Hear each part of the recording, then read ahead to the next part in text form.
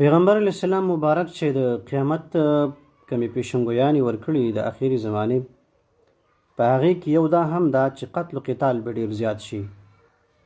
قاتل ته به دا پته نه لګي چې دا کس ما په څه باندې مړ کړ، مقتول ته به دا پته نه لګي چې دې سړي زه په څه باندې مړ کړم. دغه پوسټ تاسو وګورئ چې دا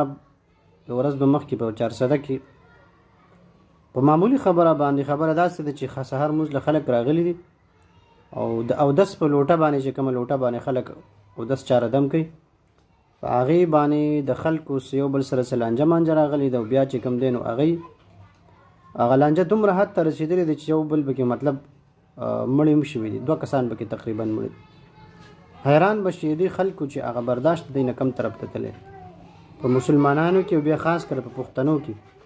په موږ کې ولې دومره برداشت نشته چې مطلب موږ ځان کې څه نه څه برداشت پیدا کړو، نو دا معاشره به بیا دومره بد حالاتو ته نه ځي. خدا د پیغمبر علیه السلام مبارک دغه پیشنګویانې دي چې قتل و قتال به ډېر شي او دا پته به نه لګي چې دا سړی ما په څه باندې مړ کړه، مقتول ته به دا پته نه لګي چې د زه په څه باندې مړ کړم.